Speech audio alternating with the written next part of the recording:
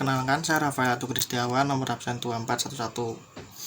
24112411420015. Saya dari Fakultas Bahasa dan Seni, Program Studi Desain Komunikasi Visual, Universitas Negeri Semarang. Di sini saya akan melakukan virtual tour sebagai bagian tugas dari estetika dasar tentang estetika Islam.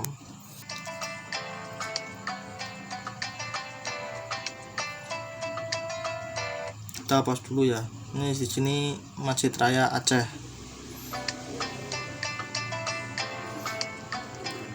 Di keterangannya sini cukup luar biasa ya tadi ya. Ini masjid yang selamat dari tsunami tahun 2004 ya. Dan sekarang ini mungkin sudah direnovasi lebih bagus lagi. Jadi masjid yang sangat bersejarah ya buat bangsa Indonesia juga ya ini ya. Lanjut lagi ya guys.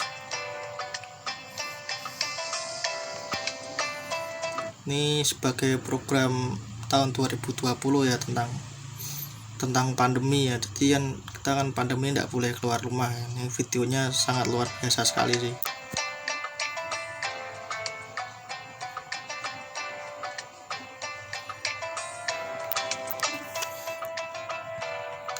Kemudian ini Masjid Raya Al-Masun Medan. Ini juga masih sama seperti yang di Aceh tadi, menggunakan arsitektur yang menggunakan kubah ya sebagai salah satu ciri dari masjid tersebut.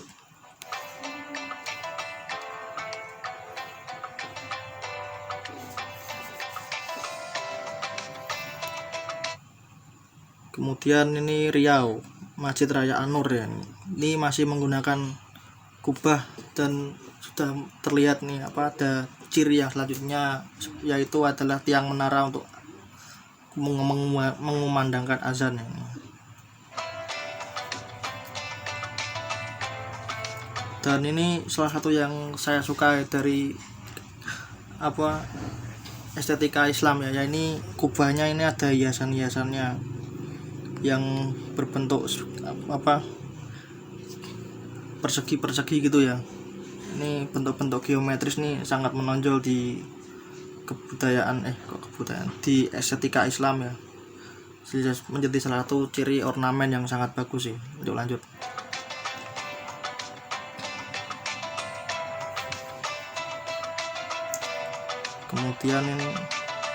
Kemudian ini yang di Padang ya. Ini sangat luar biasa sih. Ini menggunakan kayak akulturasi dengan budaya setempat ya, dengan menggambarkan seperti rumah adat dari daerah Sumatera Barat juga ya nih ya, Padang.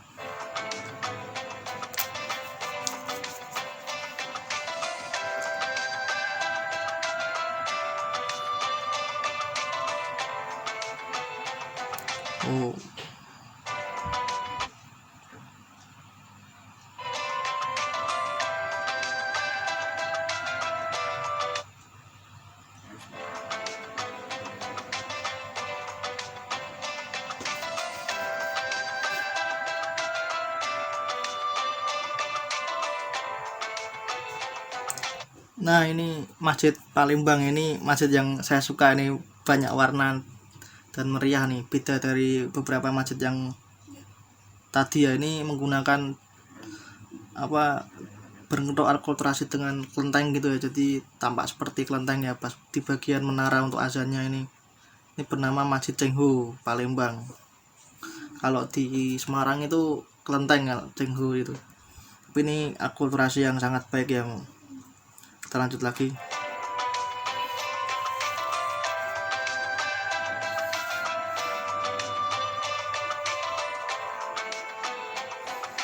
Tangerang, Masjid Raya Azom Tangerang.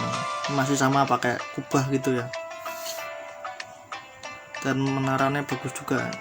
Ini Jakarta, Masjid Jogmetia. Terus ini Jakarta lagi, Rami Mustafa. Ini di video ini sangat luar biasa sih. Jadi pas di Jakarta kita nggak cuman tahu Istiqlal aja, atau mungkin yang sering muncul nih, saya juga nebaknya pertama Istiqlal, tapi ternyata di luar itu juga banyak arsitektur masjid yang luar biasa juga di Jakarta nih, yang nggak kalah dari Istiqlal juga menurut saya. Kemudian masjid di Depok ya, Masjid Kubah Emas.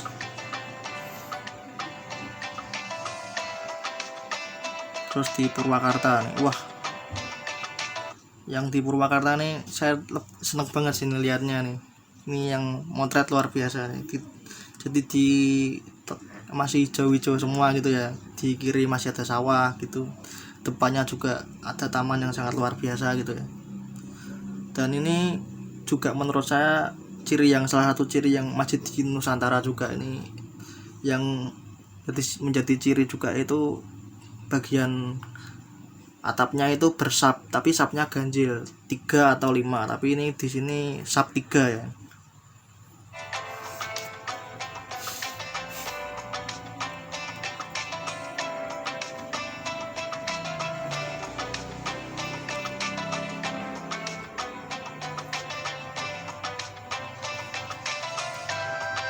Nah, ini ciri juga keluar di sini dengan atap 3 ya, ini masjidnya. Jadi masjid nggak selalu berbentuk kubah ya.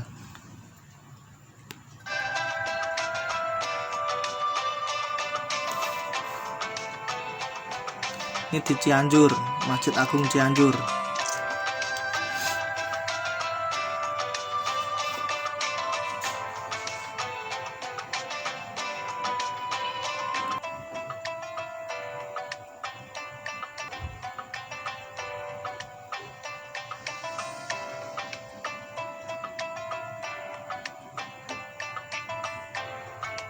Nah, ini di Tegal juga masih sama menggunakan atap bersap 3 gitu juga ya. Yang di Tegal ini ornamennya cukup menarik nih, karena ramai banget nih, dan mungkin sangat detail juga nih bentuk-bentuknya, karena dari bentuk kecil sampai bentuk besar gitu, menggunakan bentuk geometris juga sangat bagus. Lanjut.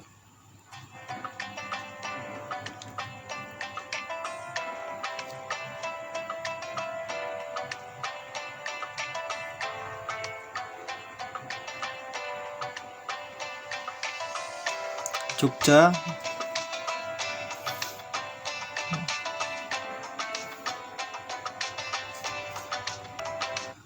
Semarang ya, ini ya Masjid Agung Semarang ya, ini ya. Ini di daerah asalku nih. Ini jadi salah satu ikon masjid di Jawa Tengah yang kalau kalian ke Semarang harus ngunjungin ke sini. Walaupun saya juga kadang cuman lewat-lewat aja, nanti kemungkinan saya mungkin akan ke sini untuk melihat lebih detail lagi ya.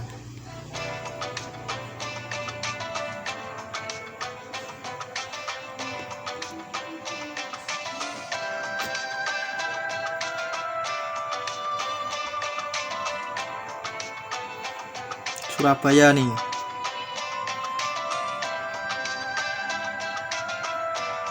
Kediri.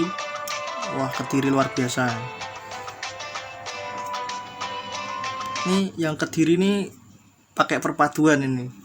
Jadi atapnya pakai atap ganjil yang seperti beberapa masjid yang lainnya, dan juga kombinasi di atasnya itu pakai kubah. Wah, ini yang menurut saya cukup luar biasa sih. Ini penggabungan yang sangat baik nih. Jadi nggak cuman satu ciri aja yang dimasukkan, tapi 2 ciri langsung bisa dimasukkan.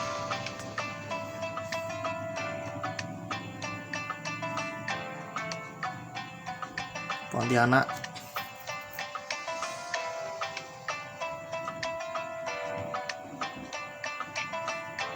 Singkawang.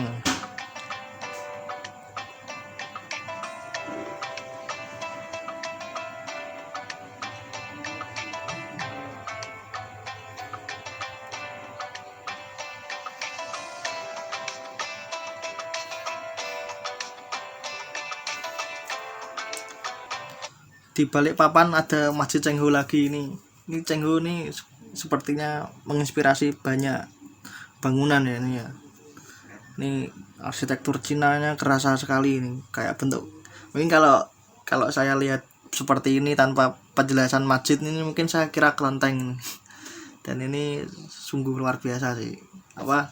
Bisa membuat masjid dengan ciri khas yang sangat berbeda dari bentuk-bentuk yang lain. Kalau mungkin tadi yang di Masjid sebelumnya yang Masjid Cengho itu hanya kayak bagian menara yang buat azannya saja, tapi ini sampai ke bentuk-bentuk masjidnya nih. Ini sangat bagus sih menurut saya sih.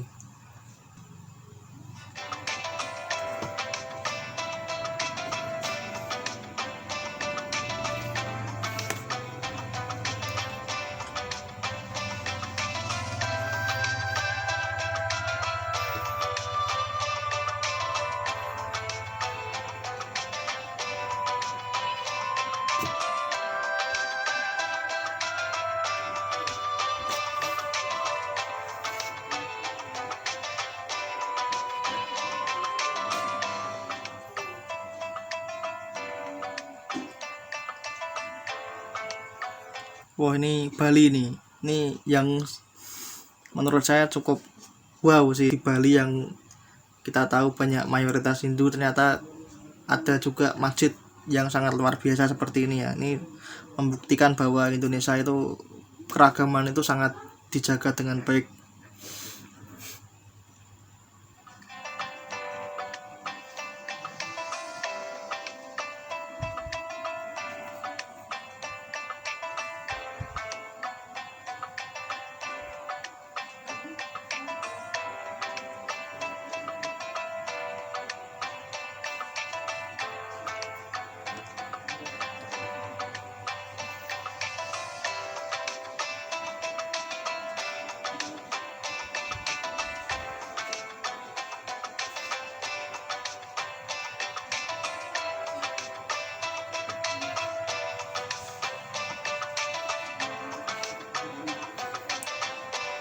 Oke, udah selesai nih.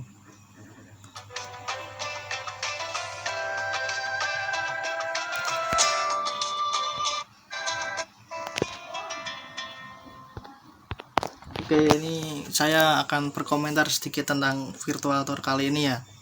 Jadi menurut saya ini masjid-masjid yang ada di Indonesia itu mempunyai 3 ciri kalau menurut saya, yang saya lihat secara langsung tampak mata saya ya. Jadi itu yang pertama adanya menara untuk azan gitu ya. Jadi kemudian ada juga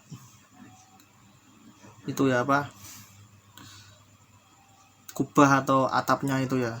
Jadi kubah atau atapnya itu menurut saya sebagai salah satu ciri yang membedakan masjid dengan tempat ibadah agama lain ya. Jadi agama lainnya ya mungkin ada beberapa kemiripan dalam segi inspirasi arsitektur, tapi tetap ciri utama itu tetap selalu muncul gitu ya.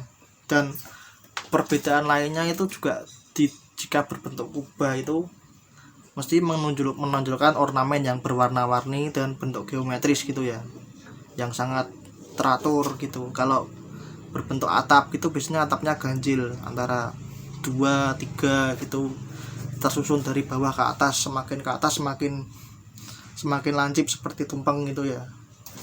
Kemudian yang ketiga yang menurut saya itu ya tempatnya berbentuk seperti persegi atau persegi panjang gitu ya. Jadi kebanyakan berbentuk kotak gitu ya, kalau dilihat, kalau orang ngomong langsung bentuknya seperti kotak gitu ya, karena memang fungsinya kan memang menampung jamaah yang sangat banyak dalam sekali ibadah gitu ya. Oke, sekian virtual tour dari saya kali ini. Kalau ada salah pengucapan atau mungkin ada yang nambahi atau kritik saya tentang ini, bisa tulis di kolom komentar. Saya akan berdiskusi di sana. Jika kemungkinan ada kesalahan yang perlu saya perbaiki, mungkin saya akan jawab di kolom komentar atau mungkin ya benarkan saya di situ, karena saya kan juga baru tahu ini bentuk-bentuk masjid yang seperti ini. Saya hanya mengagumi saja lewat virtual tour ini. Kemudian saya akan memilih bentuk masjid, salah satu bentuk masjid untuk saya komentari pada sesi berikutnya. Oke, saya akan menganalisis salah satu dari masjid yang sudah saya lihat tadi dalam virtual tour, yaitu yang saya pilih kali ini adalah Masjid Cianjur. Jadi saya screenshot pas ada keterangan tertulis sedikit gitu ya di bawahnya, yaitu ya masjid Masjid Cianjur ya, Masjid Agung Cianjur. Masjid dengan arsitektur Pasundan. Di depannya terdapat Al-Quran terbesar yang terletak di alun-alun masjid ini.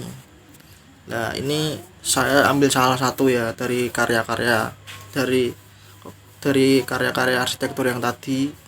Ini bukan berarti yang lainnya kurang bagus ya, tapi memang tugasnya disuruh mengambil salah satu dari virtual tour tadi, dan saya memilih tentang Masjid Cianjur ini. Jadi beberapa analisis yang saya ingin sampaikan yaitu bersifat statis ya. Jadi bersifat statis karena ini kan berupa arsitektur ya, jadi bangunan kan nggak mungkin bergerak ya. Kemudian terdapat dekoratif. Jadi dekoratif yang di sini yang saya maksud itu adalah dekoratif pada bagian depan pintu dan bagian atasnya ini ya. Jadi berbentuk dekoratif, dan sepertinya nih yang di atas ini berbentuk seperti bunga gitu ya. Jadi ada ornamen-ornamen flora gitu ya. Jadi ini menjadi salah satu ciri khas dari arsitektur Islam ya. Jadi di arsitektur Islam itu dan tentunya di karya seninya itu lebih menonjolkan ke bentuk dekoratif dan flora ketimbang bentuk manusia atau bentuk fauna ya. Kemudian keselarasan warna. Jadi dalam estetika Islam yang saya baca dalam buku panduan itu adalah bahwa dalam estetika Islam itu penggunaan warna baik di karya seni ataupun di arsitektur itu digunakan sebagai penyelaras warna saja dalam penggunaannya. Jadi tidak bertujuan untuk menyerupai alam atau warna yang ada di alam gitu ya. Jadi memang hanya sebagai penyelaras warna gitu ya. Jadi misalnya warna ini cocoknya dengan ini, terus kemudian dikombinasi dengan ini, lah itu fungsinya di situ, keselarasan warna. Kemudian sebagai tempat untuk beribadah, ini sudah pasti ya, karena kan masjid kan tempat ibadah orang Islam, dan informasi dari masa lalu tentang sejarah tempat tersebut. Jadi hanya mungkin kalau sebagian orang mikirnya kayak sebagai tempat singgah sebentar atau beribadah, tapi di sisi lain ini sebenarnya bangunan yang dibangun ini mesti memiliki tujuan sebagai ya mungkin kalau ada yang di situ mau bertukar pikiran atau menggali sejarah dan lebih lagi tentang pengetahuan bentuk arsitektur atau karya seni masjid ini, itu bisa juga. Jadi masjid ini kalau dari buku panduan yang saya baca itu pasti mempunyai dua atau lebih makna ya yang tempat dibangun. Jadi yang ini kalau yang di sini kan sebagai masjid yang dengan arsitektur Pasundan. Jadi kalau saya pikir ya ini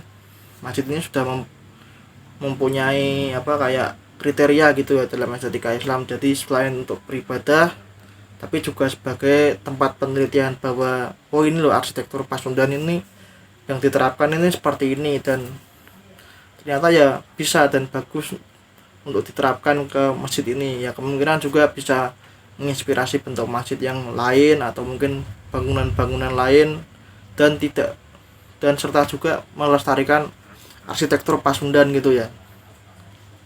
Kemudian yang sudah saya singgung tadi dalam virtual tour yaitu bertumpang tiga. Jadi saya agak kepo gitu ya, cari-cari di internet apa sih kok maksudnya bertumpang tiga ini. Ternyata mempunyai makna iman, Islam, dan ihsan. Jadi bukan hanya sekedar bentuk bersusun saja, tapi ternyata memiliki makna yang dalam.